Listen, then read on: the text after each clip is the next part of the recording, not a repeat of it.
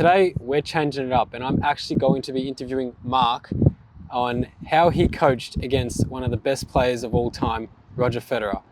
So Mark, Roger Federer, what did you do? What is his game style, strengths? Just talk me through the process. Yeah, it was scary.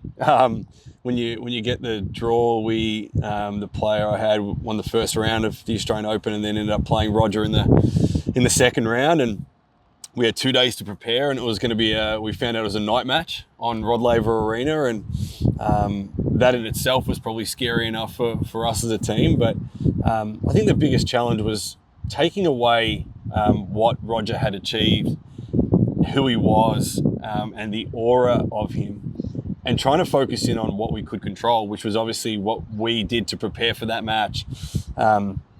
I guess how we went about it, the process around breaking him down, which is tough because, you know, I've grown up idolizing Roger and so had my player and parts of our team. So we kind of like obviously, you know, knew him quite well, and there's so much footage out there to watch of him. But, you know, you have to strip it back and be as professional as you possibly can in that environment.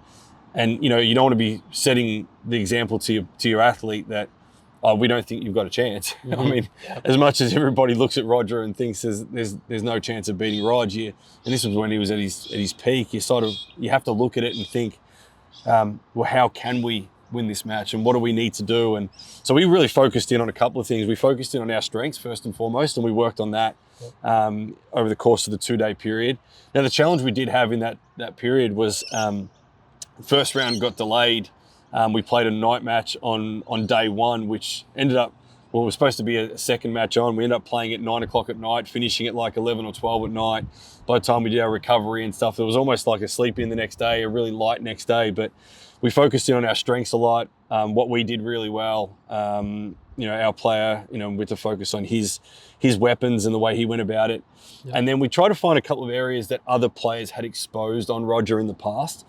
We got some data, we got some vision.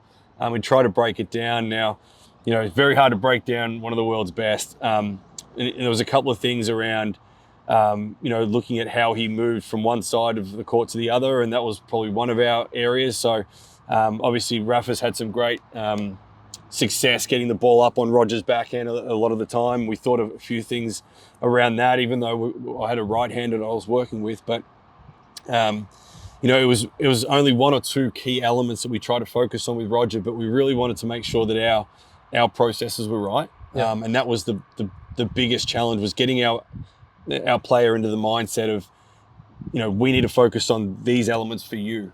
You know, not worrying about him. Yep. It was a big occasion already. The more you've put onto a player like that is really hard. And actually that night there was quite interesting. We had Prince William turned up. That's who it was. Prince William and his wife turned up in a helicopter, landed at Melbourne Park, and was walking down to watch the match halfway through the first set. Yep. And the whole crowd stopped and just applauded. So if it wasn't already nerve-wracking to begin with, that happened. And so yeah, it was a really big night. I mean, we lost the match, but to plan against someone like that is really challenging. You know, mentally they're hard to break down. Physically they're at the peak because they're one of the world's best. And physically, you don't lose matches with physicality if you're the world's best. Technically there was a couple of areas on Rog, but you know, not huge ones. And tactically we tried to sort of understand what we could manage. So we wanted to try and find out what we had to manage with him. So his offensive game coming forward to the net, we thought we had to manage and try and keep him back, but that was going to be a hard one. And there were some areas we tried to exploit. So we thought about some areas on the high end of the backhand. Also the lateral movement to the forehand was a few things as well. His serve was really hard to read. Yep. We found that was a really tough one to read his patterns and things like that. He didn't really have distinct patterns. He could kind of hit any serve from any spot.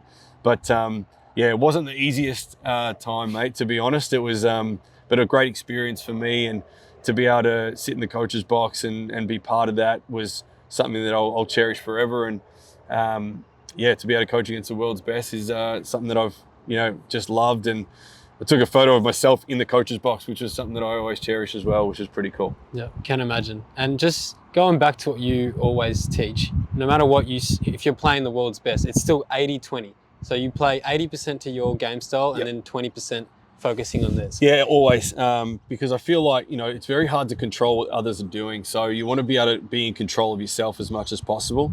And especially with a guy like that who is very hard to break down, if you can really focus on what you're good at and focus on your strengths and how you play, it might break them down if you do it and execute it really well. And I look at players, so for example, like, I've coached against Rafael Nadal as well, and watching him play, you never see him deviate from what he's good at. He plays as many forehands as he can, he slides the serve out wide, he does that all the time no matter what, and there might be the odd occasion where he flips it, but you never see him play against Roger Federer and try and serve and volley. Yeah.